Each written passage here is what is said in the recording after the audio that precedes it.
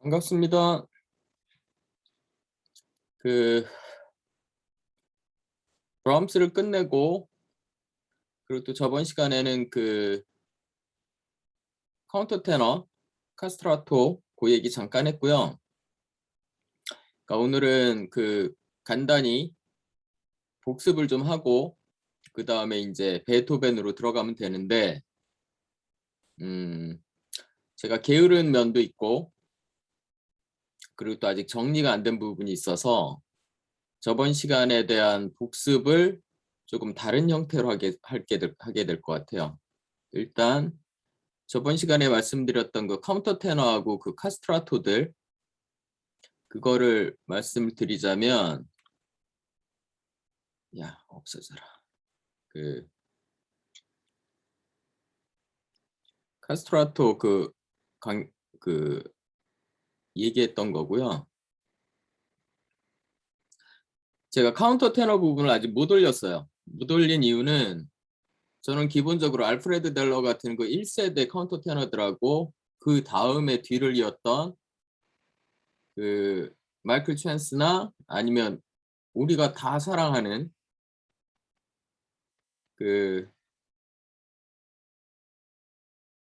순간 기억이 안 난다. 그 독일 카운터 테너 있잖아요.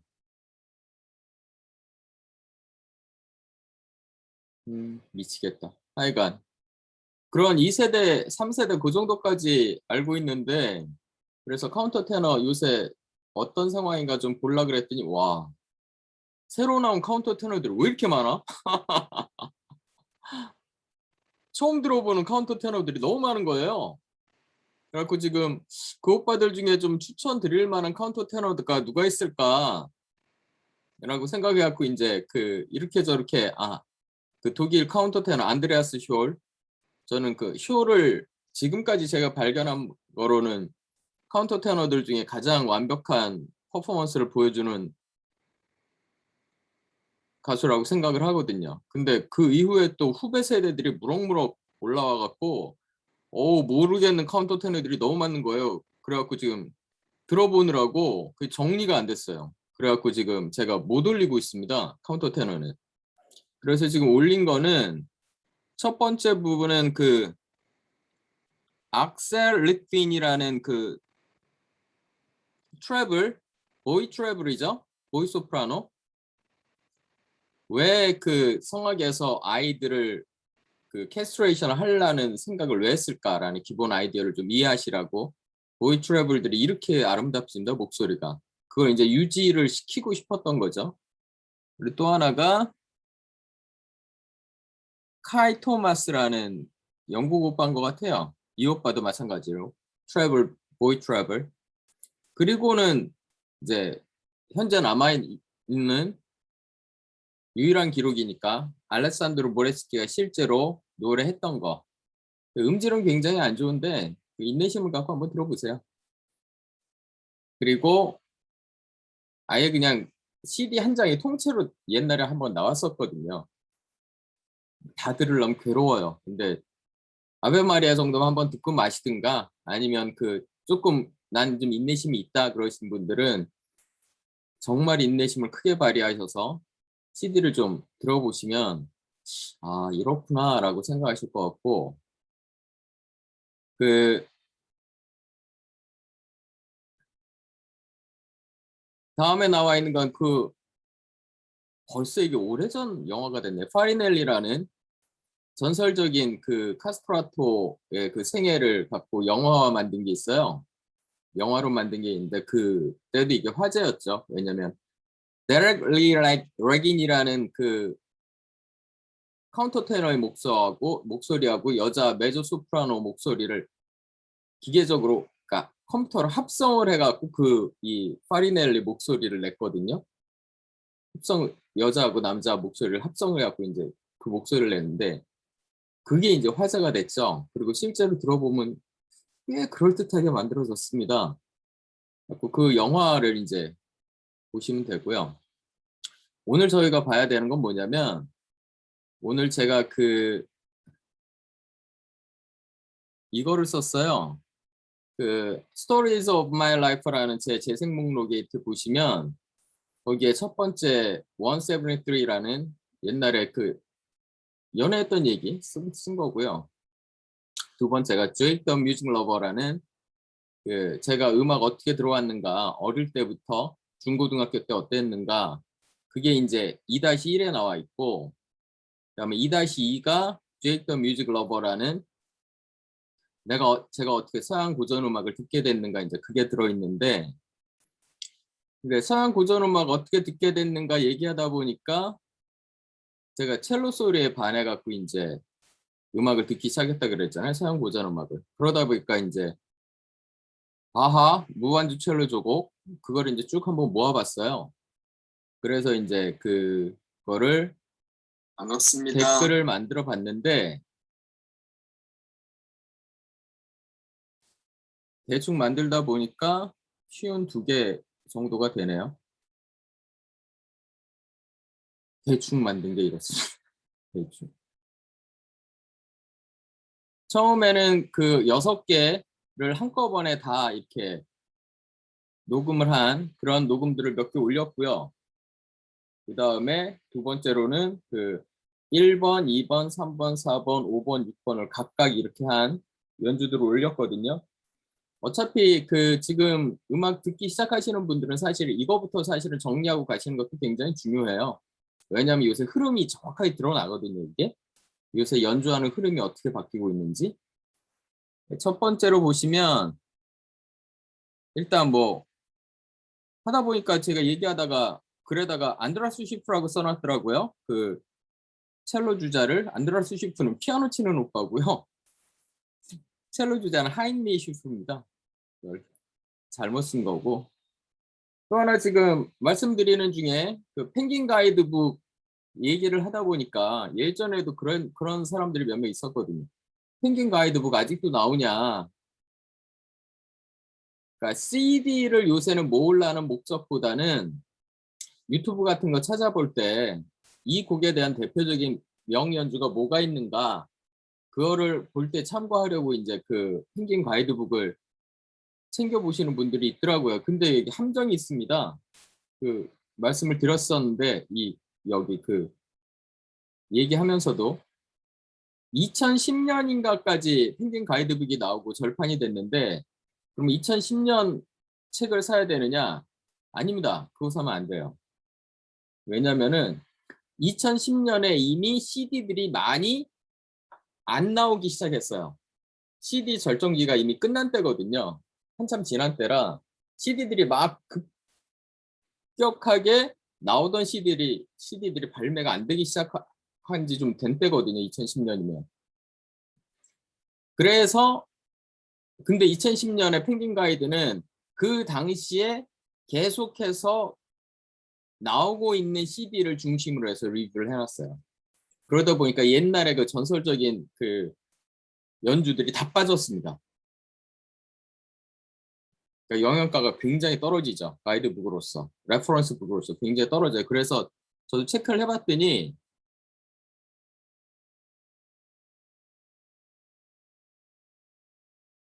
2008년 정도, 2008년 정도까지가 2008년 판 정도까지가 옛날에 절판된 CD들도 다루고 있어요.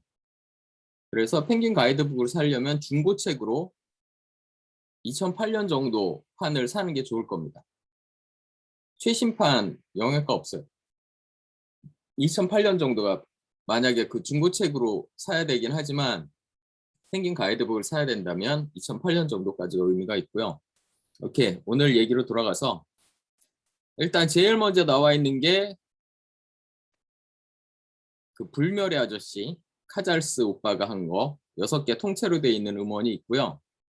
그 다음에 게 제가 이 본 방송에서 얘기한 요요마, 그것도 통째로 올라와 있고요.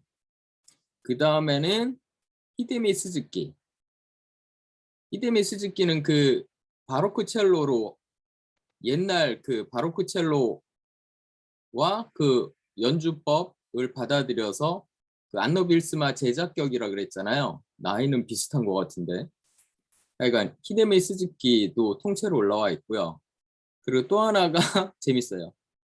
시기스발드 쿠이켄이라는 사람이 참 제가 보기엔 이 오빠들은 천재들입니다. 왜냐면 없어진 전통이기 때문에 책 보고 그냥 독학하신 분들이에요. 쿠이켄은 뭐 갖고 연주를 하냐면 비올론첼로 다 스팔리아, 비올론첼로 다 스팔리아라 그래서 첼로는 이렇게 앞에다 놓고 이렇게 하잖아요. 근데 이분은 그 바이올린처럼 첼로보다 좀 작은 형태거든요. 좀 작은 형태인데 이렇게 목에다가 이렇게 걸어서 바이올린처럼 이렇게 하면서 팔을 이렇게 킵니다. 바이올린처럼. 그러니까 꽤 큰 비올라라고 보시면 돼요. 비올라보다 한 0.5배 정도 더 큰 그 정도라고 생각하시면 되는데 그거 갖고 전곡을 연주한 연주가 있습니다. 이게 의미가 있는 게 뭐냐면 이게 5현짜리거든요. 근데 바하 그 6개의 첼로 조곡 중에 항상 문제가 되는 곡이 6번입니다. 6번. 6번이 그 피콜로 비올론첼로, 그러니까 비올론첼로 피콜로를 위해서 만든 곡이에요. 왜냐면 비올론첼로는 원래 4현이잖아요. 근데 여기다가 그 높은 음 쪽에 2현을 A, B, C, D 할 때 2현을 하나 덧붙였어요. 그래서 피콜로라는 게 원래는 크기가 작다라는 뜻인데 여기서는 피콜로가 그 높은 소리를 내는 이런 뜻으로 살짝 변형이 돼 갖고 높은 소리를 좀 더 쉽게 낼 수 있게 높은 음을 내는 현을 하나 더 덧붙인 5현으로 된 비올론첼로 피콜로라는 거로 처음에 그거를 연주하라고 바하가 만든 거거든요. 이 곡을. 그래서 대부분의 바로크 첼로를 키는 안너 빌스마나 그 제자들이나 그쪽 계열은 전부 다 6번은 이 비올론첼로 피콜로 요거로 연주를 하고요. 그렇지 않은 현대 주자들만 6번을 그냥 고집스럽게 4현인 첼로로 합니다. 이게 잘하는 일은 아니죠. 왜냐하면 바하가 원래 5현짜리 악기를 염두에 두고 작곡을 한 건데 이걸 4현짜리로 하려면 나름 힘들겠죠. 고음을 내기가 꽤 까다로울 거 아닙니까? 고음용 현을 하나 더 덧붙인 악기를 위해서 썼는데 이걸 빼버린 거면 그냥 계속 여기서만 계속 왔다 갔다 하면서 고음을 계속 놔야 되는 거잖아요. 4현으로 하면. 하여간 그래서 그런 면에서 이 오빠는 아이고는 근데 이거 5현으로 된 이거로 처음부터 끝까지 전체를 연주를 한 아주 특이한 그런 연주고요. 그다음에 뭐 저희가 전통적으로 아는 피에르 프루니에 유명한 그리고 또 재밌는 게 이제 아르논코를 저번에 한번 말씀드렸잖아요. 브라움스 그 할 때 아르논코가 꽤 훌륭한 첼로 연주자였다.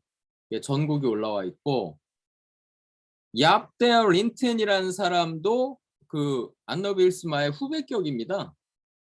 원전 연주하시는 분이고 이분도 올라와 있고 그다음에 다니엘 셔프란 그 강력한 사람이죠. 이분도 두 개로 나눠져서 다니엘 셔프란의 그 전곡도 올라와 있고요. 그 다음에는 이제 하나씩 1번, 2번, 3번, 4번, 5번, 6번 이렇게 돼 있는데 쭉 한번 보세요. 대충 말씀만 드릴게요. 일단 그 여기 나와 있는 첫 번째 거는 루시아 수어츠라는 이거는 그 네덜란드의 바하 소사이어티가 있습니다. 바하 협회. 거기서 바하 전곡 녹음을 그 몇 년째 그 프로젝트로 하고 있는데 그거의 연장선에서 바하 전곡 녹음을 각각 다른 1, 2, 3, 4, 5, 6번 연주자가 다 달라요. 각각 다른 사람이 다른 스타일로 이제 다 연주를 했어요. 대부분은 원전 연주로. 원전 악기 연주로. 이렇게 한 건데 이거 동영상이니까 볼만하고요. 그러니까 전곡을 다 연주한 거는 동영상이 거의 없고요. 근데 각각 1번, 2번, 3번, 4번 이렇게 잘라진 건 동영상들이 꽤 있습니다. 그래서 동영상으로 나와 있는 거고 미샤 마이스키가 한 것도 1번 동영상으로 있고요. 안너 빌스마도 중간중간 동영상들이 있습니다. 피터 비스펠 외에는 동영상이 없더라고요. 거의 딱 한 번 있더라고요. 딱 하나. 근데 연주가 워낙 훌륭해서 올려놓은 거고요. 안더빌스만 또 왜 있냐? 아마도 이거는 동영상일 겁니다. 그러니까 제가 두 개나 올려놨겠죠. 하나는 그냥 음악만, 오디오만 나와 있니까 하나는 동영상, 그럴 거예요. 모리스 장드롱도 유명한 사람이고, 그 다음에 2번으로 넘어가서, 이것도 이제 그 네덜란드 바하 소사이어티에서 한 거고요. 쭉쭉 넘어갈게요. 특이한 거가 있으면 말씀드리고, 여기 특이한 거 하나 있네요. 재밌어요. 비올라 다 감바라고 있다고 말씀드렸잖아요. 애초에 비올족과 비올롱족이 싸웠는데 비올롱족이 이겨서 지금 현재 우리가 알고 있는 바이올린, 첼로, 베이스, 비올라 이게 다 있다 그랬잖아요. 근데 그거에 해당하는 게 비올족에도 다 있다 그랬잖아요. 대표적으로 첼로 음역에 해당하는 게 비올라 다 감바입니다.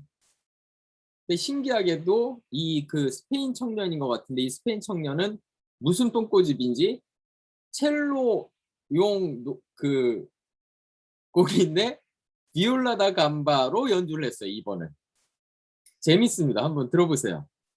연주도 나쁘지 않아요. 그렇고요.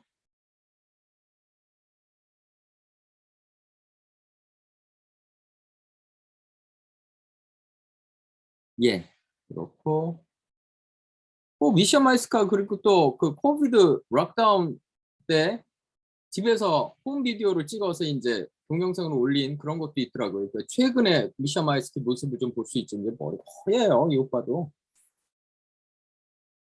그러고 3번, 4번, 여기 있네. 피터 비스펠웨이가 동영상이 이게 유일해요. 요것도 한번 보세요. 3번을 동영상으로 한 게 유일하게 나와 있더라고요. 그리고 이제 문제가 되는 거는 6번이죠. 6번으로 올라가 봅시다. 6번 보시면 제가 첫 번째로 그래서 유명한 사람은 아닌데 에마뉴엘 쥬라드라는 사람이 첼로 피콜로로 한 거를 일부러 올려놨어요. 일부러. 왜냐하면 그 첼로 피콜로를 위해서 원래 바하가 작곡을 한 거고 5현이거든요. 그거로 연주를 한 거니까 이게 표본입니다. 이 사람이 한 게 표본이고 그 다음에 나와 있는 게 그 네덜란드 바하 소사이어티에서 한 거. 이거는 세르게이 말로프라는 사람이 비올론첼로 다 스팔랴 아까 기억나세요?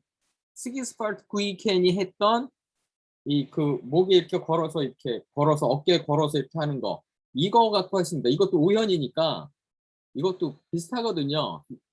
첼로 피콜로하고 그러니까 그거로 연주를 한 거고요. 이게 이제 기본이고 안너빌스마가 연주를 할 때도 5현 갖고 한 겁니다. 원전 연주자들은 다 5현 갖고 했어요. 4현 갖고 한 사람 없어요. 원전 연주자들은 원전에 충실하니까 어센틱 해야 되잖아. 히스토리컬이 인폼드 해야 되자 할 거 아닙니까? 그래서 원전 연주를 한 거고 피터 비스펠웨이도 마찬가지고. 그리고 요게 증거입니다. 증거. 요 연주가. 요게 안너 빌스만 씨가 우리나라에 몇 번 오셨거든요. 근데 불행히도 전 한 번도 못 봤는데 그때마다 수업이 그때가 학원 강사들이 이게 좋은 직업이 아니에요. 저녁 때 남들 올 때 그때는 열심히 강의하고 있어야 되니까 수업을 빵꾸 내고 연주 들으러 갈 수는 없잖아요. 그러니까 우리나라에 오셨을 때 6번 중에 다 하신 건 아니고요. 그 중에 가보트를 앙코르 곡으로 하셨는데 잘 보세요. 동영상을 잘 보시면 5현입니다. 그러니까 첼로 피콜로였다는 거죠. 5현입니다. 첼로 피콜로로 하신 게 드러나요. 눈으로 확인할 수 있어요. 아, 4현이 아니라 5현짜리 첼로 피콜로로 6번은 하시는구나. 이게 드러납니다. 예, 그렇고요. 오늘은 간단히 이거로 좀 이상한 복습을 했고요. 나중에 기회가 돼서 카운터 테너들 좀 정리가 되면 나중에 올리긴 할게요. 근데 뭐 따로 그거를 다시 또 복습을 할까? 그건 아마 나중에 바로크 할 때나 할 것 같아요. 아마도 제가 카운터 테너는 아예 그 동영상을 안 올릴 확률도 높습니다. 워낙 양이 좀 방대하거든요. 카운터 테너도. 보세요. 이거 아무것도 아닌데 무반주 첼로만 가볍게 다루는데 쉬운 2개 나오잖아요. 댓글이. 앞에 2개는 그냥 쓴 거라고 해도 50개 나오잖아요.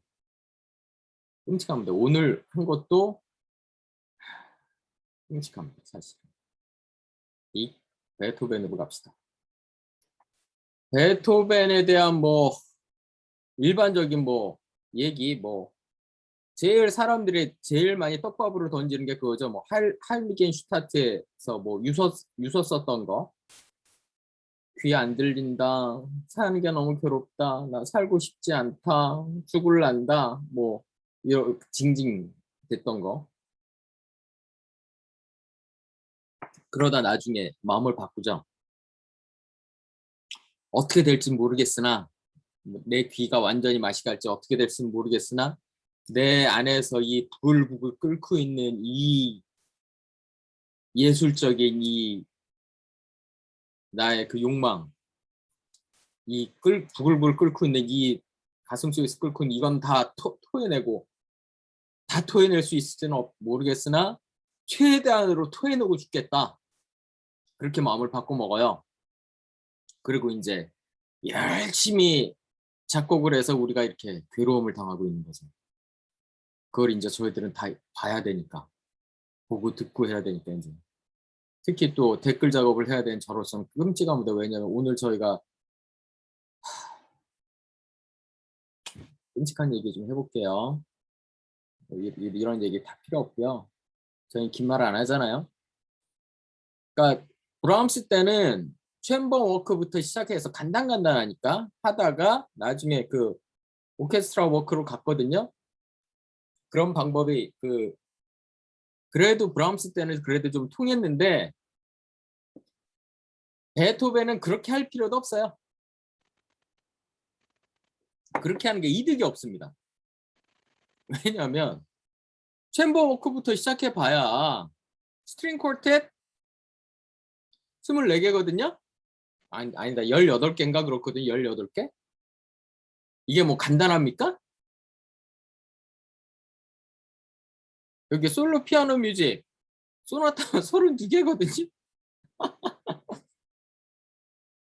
이게 간단해지냐고. 챔버 워크로 들어간다고 해서 간단해져야 뭐 그것부터 시작하지. 오히려 더 복잡하죠. 그래서 정신줄을 그냥 놓기로 했어요. 댓글 작업을 할 때 뭐 얼마나 시간이 걸리고 댓글 우리 기록 세웠던 게 그때 152개인가 그랬었죠. 브람스 때도 뭐 할 때였더라. 하여간 뭐 할 때 뭐 152인가 뭐 피아노 앤 스트링스인가 그게 댓글이 150개가 뭐 넘었나 뭐 근처였나 그랬던 것 같은데 어떻게 되는지 해봅시다. 심포니부터 그냥 할게요. List of works by John. 그래서 심포니 콘체르토 그리고 다른 것들 뭐 이렇게 나오는데 마음 같아서는 심포니만 하고 싶으나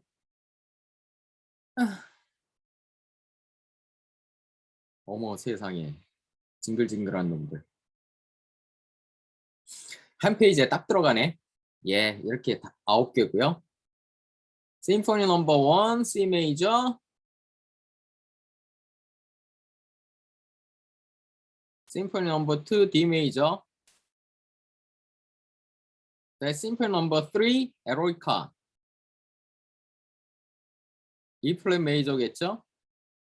그러니까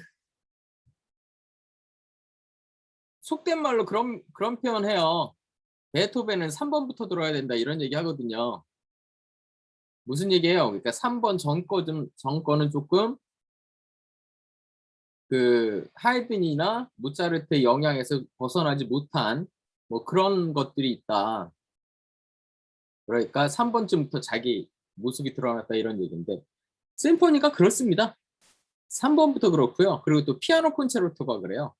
피아노 콘체르토가 5개잖아요. 베토벤이. 근데 1, 2번은 에이, 좀 그래요. 근데 3번부터가 베토벤의 색깔이 드러나기 시작합니다. 그래서 심포니도 3번부터 그래서 이제 대부분이 이제 갑자기 연주가 많아지는 게 3번부터 사람들이 미친 듯이 연주들을 해대는 거죠. 거의 들어보신 적 없을 거예요. 베토벤 1번이나 2번을 그 공연장에서 들어본 적이 거의 없을 거예요. 근데 3번부터는 거의 골고루 사랑을 받는데 그나마 이제 버린 자식 취급받는 오빠들이 4번, 8번. 그러니까 1, 2번 버린 자식 취급받고 4번 조금 괄시받고 8번 좀 괄시받고 3번, 5번, 6번, 7번, 9번은 야, 하여간 전 세계 어딘가에서는 최소한 한 10군데 정도에선 이 그 3, 5, 6, 7, 9 요 5개 교향곡은 전 세계에서 1년 내내 돌아갑니다. 어디 가도 들을 수 있어요. 전 세계 어딜 가도. 어디선가는 연주를 하고 있어요. 그 정도로 많이 연주가 되는 작품들이고요. 다음으로 넘어가기가 겁나는데 콘체르토 해야 됩니까? 붙여야 되는 연주가 너무 많아지는데 오늘은 살짝 딴 얘기 하다가 심포니에서 멈춰봅시다. 오늘 살짝 딴 얘기 뭐냐면 서양 고전 음악 중에 저희가 지금 심포니라는 거는 그 9번 같은 경우 합창교향곡은 노래가 나오지만 8번까지는 전혀 사람의 목소리가 안 들어가는 순수 기악곡이잖아요. 근데 순수 기악곡을 갖고 사람의 그 감정을 이렇게 흔들어대는 거를 어떻게 이해하고 계세요? 이게 이해가 되십니까? 아니, 우리가 말로 사람을 울리고 웃기고 할 수 있잖아요. 말로. 그건 이해가 되는데 아니 어떻게 그 악기 소리로 아무리 그 한다고 해서 우리가 그런 소리를 듣고 막 감동이 갖고 막 울고 막 그러잖아. 이게 도대체 어디서부터 유리한 것 같아? 이런 게. 물론 거슬러 올라가면 끝도 없이 올라갑니다. 거슬러 올라가면 끝도 없이 올라가요. 악기의 세계도 또 오묘해서. 그런데 저는 기본적으로 그 기악곡이 하나의 표준을 만든 거를 저는 개인적 르피셜입니다. 이거 진짜. 르피셜. 그걸 저는 그 사계라고 생각합니다. 르 꽈트로 스타지오네. 영어로는 Four Seasons라 그러죠.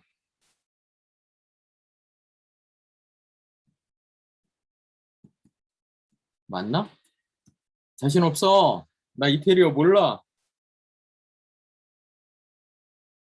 사계가 비발디. 안토니오 비발디가 한 사계가 이게 저는 그 서양 기악곡의 한 획을 그었다고 생각하거든요.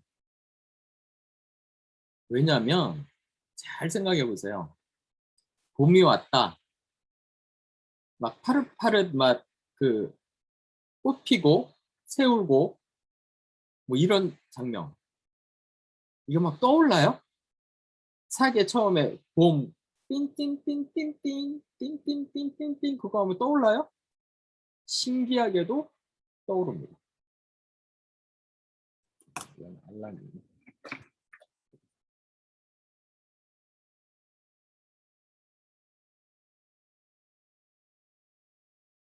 막내랑 수업을 해야 될 시간이 다가오고 있네요.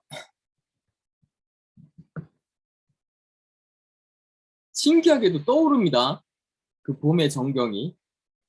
그리고 여름 그러면 그러잖아요. 뭐 폭풍과 지나가고 뭐 어쩌고 저쩌고 빠바바바바 막 그러고 가을 되면 또 이 청량한 기분 조금 쓸쓸해지는 기분 띠디딘 띠디딘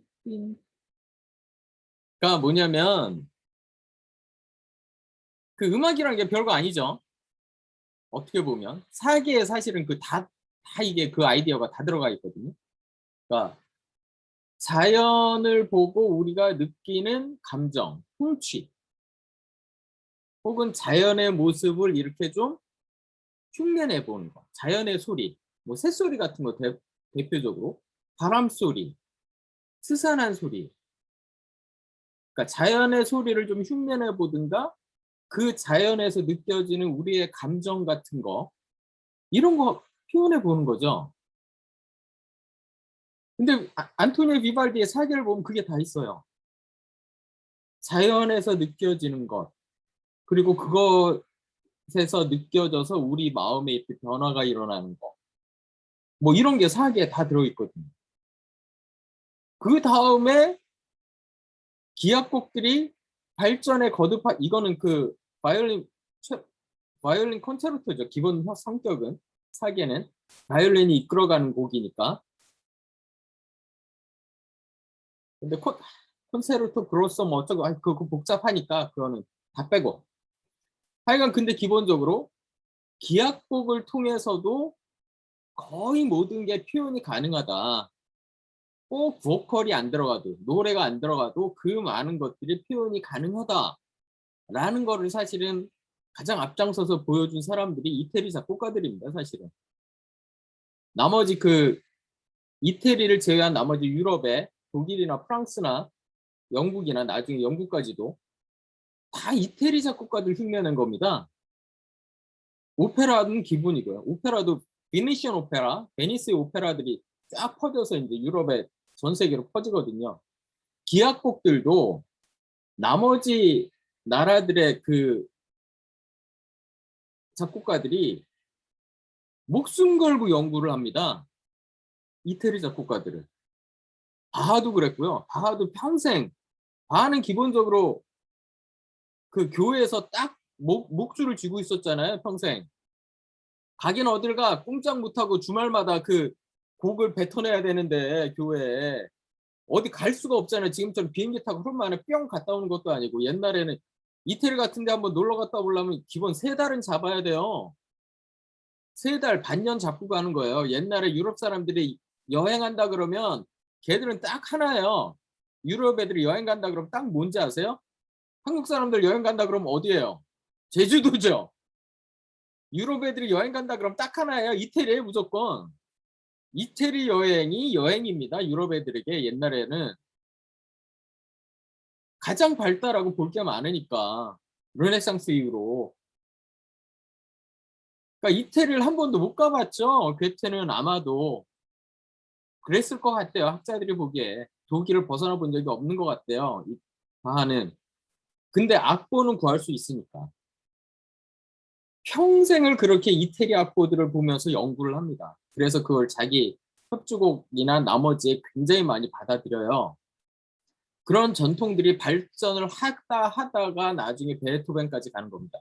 그 기악곡의 전통들이. 그러니까 사실은 베토벤 심포니에 아주 무식하게 말하면 기악곡으로서의 그 근원은 사실은 사계까지 거슬러 간다라고 말해도 사실은 과언이 아닙니다. 이게 틀린 말이 아니에요. 살짝 오버한 말이긴 한데 이게 틀린 말은 아니에요. 그래서 이것도 변화를 보여주는 거죠. 뭐냐면 예전에는 이 사계 연주를 그 풀 오케스트라가 했었던 거 아세요?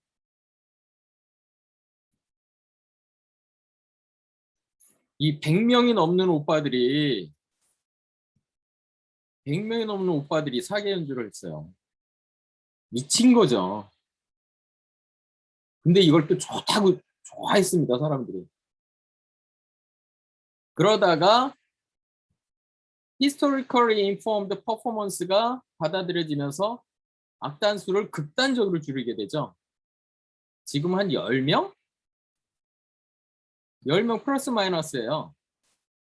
토요일이 아니고 10명 플러스 마이너스. 이 정도로 극단적으로 줄여서 합니다, 지금은. 근데 이런 거 아예 앞서서 이무지치라는, 하여간 그 줄어져 가는데 과정이 있습니다.